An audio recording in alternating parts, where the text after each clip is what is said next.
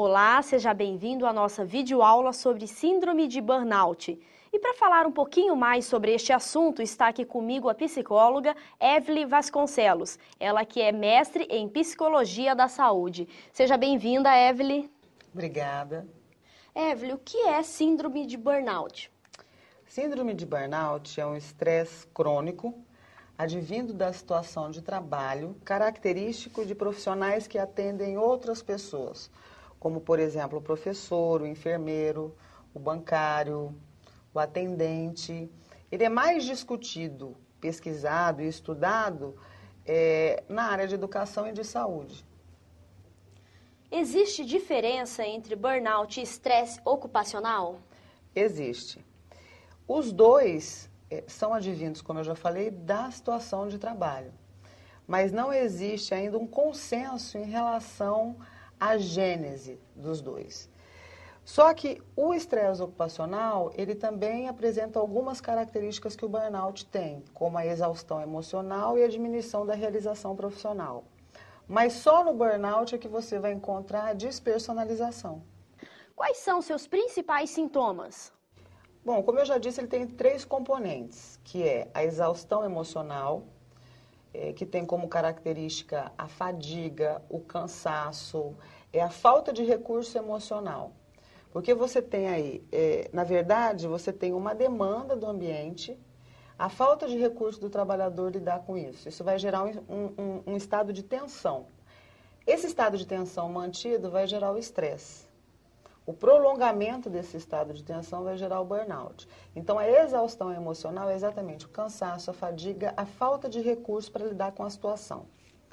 A diminuição da realização profissional é o descrédito em si, a baixa estima. Então, a pessoa começa a se questionar a sua competência. E aí ele entra na fase da despersonalização, né? Nessa fase, ele apresenta o quê? Ele se torna uma pessoa negativa, cética, fria. Algumas pessoas colocam como existe o esvaziamento. Então, o trabalhador ele vai ter um distanciamento do seu paciente, do seu cliente, da pessoa da qual ele presta serviço. Agora, conjuntamente a essas características, né, concomitante a essas características, eles tendem a ter determinados sintomas, que podem ser psicossomáticos. O que acontece? A pessoa começa a adoecer, né? O que você vê, tem um monte de doenças hoje que afastam os trabalhadores.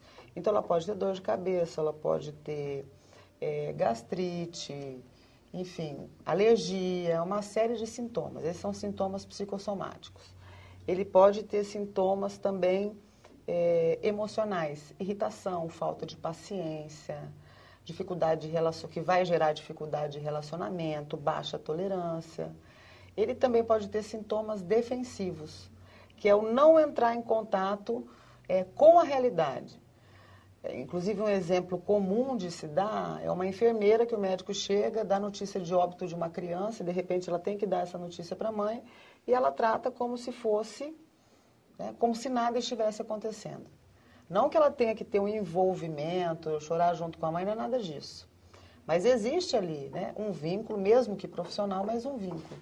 Então, quando ele está na fase de despersonalização, ele tem um distanciamento total do usuário, do paciente ou do cliente.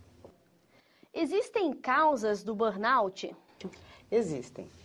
Nós vamos ter no burnout determinantes individuais e organizacionais. O que seriam esses determinantes?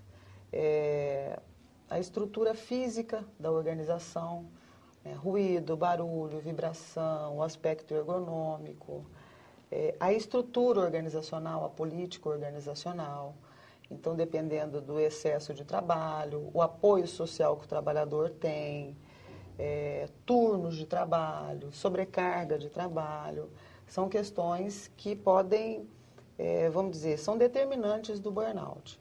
Mas também existe a questão individual e de própria personalidade. O burnout ele é mais comum em pessoas jovens, idealistas, empáticos, determinados.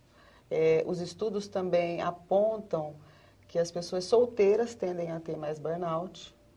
Os casados têm uma menor incidência e as pessoas que não têm filhos também tendem a desenvolver burnout com mais facilidade. Então, o burnout ele é uma síndrome multifatorial. Evelyn, muito obrigada pela sua participação. Obrigado você pelo convite e pela oportunidade. Chega ao fim a primeira parte do nosso bate-papo sobre síndrome de burnout. No próximo bloco tem mais informações, eu espero você.